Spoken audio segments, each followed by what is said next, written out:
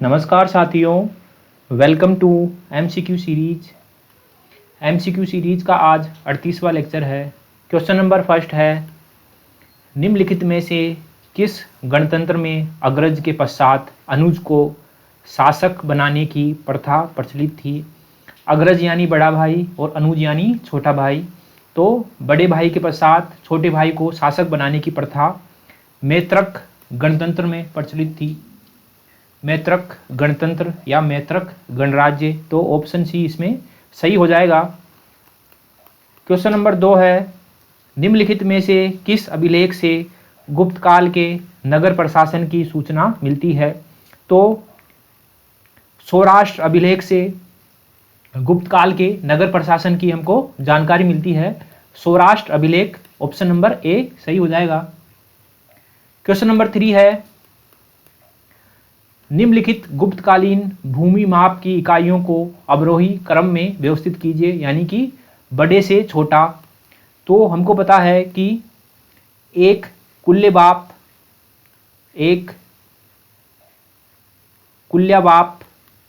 बराबर होता है 8 द्रोण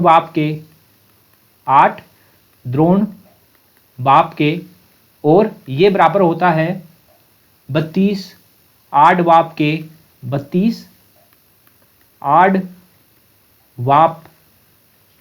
ठीक है, तो इसमें सबसे बड़ा हो जाएगा कुल्ले बाप 1, फिर उससे बड़ा हो जाएगा द्रोण बाप 2, और उससे बड़ा हो जाएगा आड बाप तो 3। 1 2 3 कुल्ले बाप द्रोण बाप, ये पहला गलत, कुल्ले बाप द्रोण बाप और आड बाप। तो इसमें ऑप्शन नंबर हमारा बी सही आंसर हो जाएगा, कुल्य बाप, द्रोण बाप और आड बाप। एक कुल्य बाप 8 द्रोण बाप के बराबर होता है और 8 द्रोण बाप 32 आड बाप के बराबर होता है। तो ये गुप्तकालीन भूमि माप की इकाइयाँ थी। ठीक है साथियों, तो इसमें ऑप्शन नंबर बी सही हो जाएगा। चलते हैं क्वेश्चन नंबर 4 की तरफ। क्वेश्चन नंबर 4 है, समुद्रगुप्त की प्रयाग प्रशस्ति के विषय में निम्नलिखित में से कौन से कथन सत्य हैं। तो पहला स्टेटमेंट है, यह अभिलेख अशोक के इलाहाबाद स्तंभ पर हरिसेन द्वारा लिखा गया था। एकदम सही स्टेटमेंट है कि जो समुद्रगुप्त की प्रयाग प्रशस्ति है ये अशोक के इलाहाबाद स्तंभ पर लिखा गया था और इसके लेखक थे हरिसेन। एकदम सही स्टेटमेंट है पहला। दूसरा स्टेटमेंट है, यह संस्कृत भाषा की चंपू शैली में अंकित है। ये भी सही है कि जो ये लिखा गया है ये संस्कृत भाषा में है और चंपू शैली में लिखा गया है। तो दूसरा स्टेटमेंट भी सही है। तीसरा स्टेटमेंट है, इस पर अशोक तथा समुद्रगुप्त के अतिरिक्त बीरबल तथा जहांगीर का भी एक लेख उत्कीर्ण है। ये भी सही स्टेटमेंट है। जो अशोक का इलाहाबाद स्तंभ है इस पर समुद्रगुप्त के अतिरिक्त बीरबल तथा जहांगीर का भी एक लेख उत्कीर्ण है। और चौथा है, इस अभिलेख का प्रारंभिक भाग गद्य में है, जो कि गलत है। जो प्रयाग प्रशस्ति है इसका प्रारंभिक भाग गद्य में है। ठीक है, तो चौथा गलत हो जाएगा। तो इसमें सही है 1 2 3 इसमें सही हो जाएगा। ऑप्शन नंबर बी इसका सही है। पहला स्टेटमेंट है, जो समुद्रगुप्त की प्रयाग प्रशस्ति है, जो ये अभिलेख है ये अशोक के इलाहाबाद स्तंभ पर लिखा है और इसको हरिसेन ने लिखा है। दूसरा है, यह संस्कृत भाषा की चंपू शैली में अंकित है। ये भी सही है। और तीसरा है, इस पर अशोक तथा समुद्रगुप्त के अतिरिक्त बीरबल तथा जहांगीर का भी लेख उत्कीर्ण है। और इसमें चौथा है कि इस अभिलेख का प्रारंभिक भाग गद्य में है, जो कि गलत है। इसका प्रारंभिक भाग पद्य में है। गद्य में नहीं है। इसका प्रारंभिक भाग पद्य में है।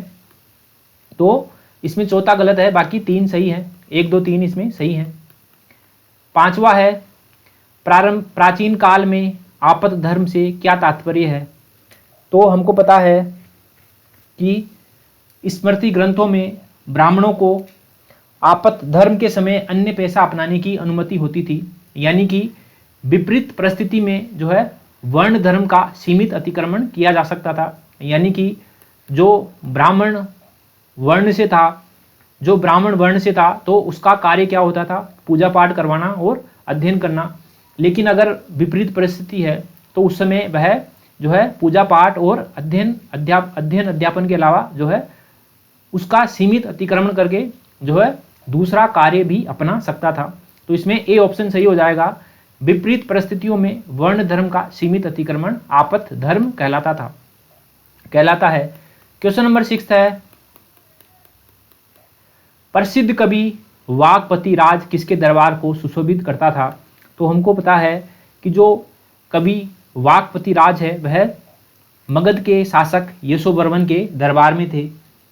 मगध के शासक यशोवर्मन के दरबार में थे कवि वाक्पति राज। जो यशोवर्मन का शासनकाल है उसकी जानकारी हमको उसके जो दरबारी कवि हैं वाक्पति राज उनके द्वारा लिखी गोडबहो से मिलती है। गोडबहो जो है वाक्पति राज की रचना है गोडबहो, उससे हमको जो है यशोवर्मन के शासनकाल की जानकारी मिलती है।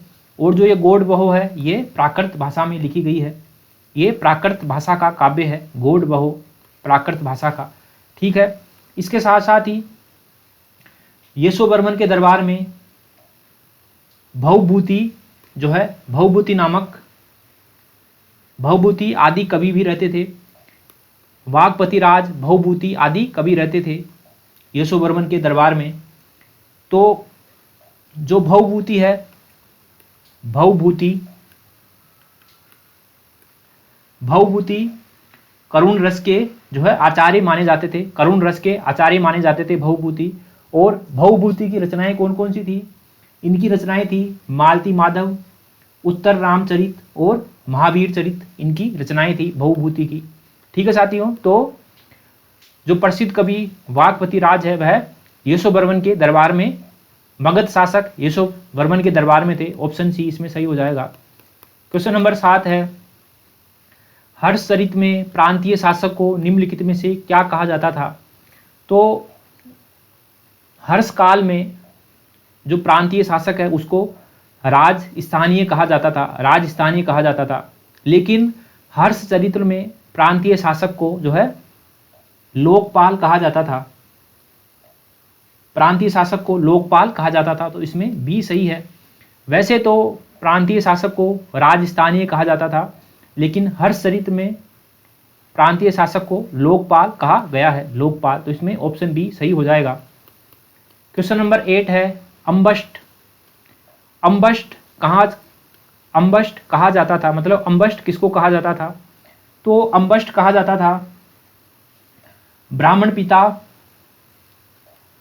पिता और वैश्य माता से उत्पन्न संतान को अम्बष्ट कहा जाता था। ब्राह्मण पिता और वैश्य माता से उत्पन्न संतान को अम्बष्ट कहा जाता था। ऑप्शन ए सही हो गया कि जो गुप्तकालीन स्मृतियां हैं उसमें कुछ मिश्रित जातियों का उल्लेख है, उसमें एक अम्बष्ट का भी उल्लेख है। तो अम्बष्ट किसको कहा जाता था? ब्राह्मण पिता और वैश्य माता से उत्पन्न संतान को अम्बष्ट कहा जाता था। Option A. क्वेश्चन नंबर 9 है, हेनसांग ने निम्नलिखित में से किन शासकों के काल में उनके राज्य की यात्रा की? तो हमको पता है कि हेनसांग जो है हर्षवर्धन के जो है राज्य में आया था। उसके बाद जो हेनसांग है वह पुलकेशिन द्वितीय के राज्य में भी आया था, पुलकेशिन द्वितीय के शासनकाल में भी आया था। पुलकेशिन द्वितीय हमको पता है चालुक्य वंश के शासक हैं। उसके बाद जो हेनसांग है वह पल्लव शासक नरसिंह वर्मन के शासन काल में आया था। तो यहाँ महेंद्र वर्मन दे रखा है, ये गलत है। महेंद्र वर्मन प्रथम भी जो है पल्लव शासक है। और कश्मीर के शासक दुर्लभ वर्धन के काल में जो है हेनसांग आया था। तो यहाँ पर ललितादित्य मुक्तापीड़ है, मुक्तापीड़ जो कि कश्मीर के शासक है। तो इसमें 2 और 4 गलत हो जाएंगे, 1 और 3 सही हो जाएंगे। ऑप्शन ए इसमें सही हो जाएगा। एक बार फिर से देख लेते हैं इसको कि हेनसांग निम्नलिखित में से किन शासकों के काल में उनके राज्य की यात्रा की थी? तो हमको पता है कि हेनसांग ने हर्षवर्धन के राज्य की यात्रा की थी। उसके बाद हेनसांग जो चालुक्य शासक है पुलकेशिन द्वितीय, उनके राज्य की यात्रा की थी। उसके बाद जो पल्लव शासक हैं नरसिंह वर्मन प्रथम, उनके राज्य की यात्रा की थी। और कश्मीर के शासक दुर्लभ वर्धन के राज्य की यात्रा की थी, लेकिन इसमें दे रखा है पल्लव वंश के शासक महेंद्र वर्मन प्रथम का नाम दे रखा है, जो कि गलत है। उनके शासनकाल में ह्वेनसांग ने यात्रा नहीं की थी। और कश्मीर के शासक ललितादित्य मुक्तापिंड का नाम दे रखा है, जो कि गलत है। इनके शासनकाल में भी ह्वेनसांग ने इनके शासन की यात्रा नहीं की थी। तो इसमें ए ऑप्शन सही हो जाएगा। 1 और 3 हर्षवर्धन और पुलकेशिन द्वितीय। क्वेश्चन नंबर 10 है, निम्नलिखित रचनाकार एवं उनके द्वारा रचित ग्रंथों के संदर्भ में कौन से युग्म सही सुमेलित है। पहला है श्रीहर्ष। तो श्रीहर्ष ने नेषद चरित्र की रचना की थी, एकदम सही है। दूसरा है संध्याकर नंदी, तो इन्होंने रामचरित की रचना की थी, एकदम सही है। तीसरा है सोमदेव। तो सोमदेव ने नल चंपू की रचना नहीं की थी। सोमदेव ने यश तिलक चंपू की रचना की थी। यश तिलक चंपू की रचना की थी सोमदेव ने, ये गलत हो जाएगा। और नल चंपू की रचना की थी त्रिविक्रम भट्ट ने। त्रिविक्रम भट्ट ने नल चंपू की रचना की थी और सोमदेव ने यश तिलक चंपू की रचना की थी, तो ये तीसरा गलत हो जाएगा। और चौथा है हलायुद्ध। तो हलायुद्ध ने अभिधारत्न माला की रचना की थी। अभिधारत्न माला, हलायुद्ध। तो इसमें 1, 2, 4 सही है, इसमें बी ऑप्शन सही हो जाएगा हमारा। ठीक है साथियों, एमसीक्यू सीरीज का 38वां लेक्चर यहीं समाप्त होता है। मिलते हैं अगले लेक्चर में, तब तक के लिए थैंक यू वेरी मच।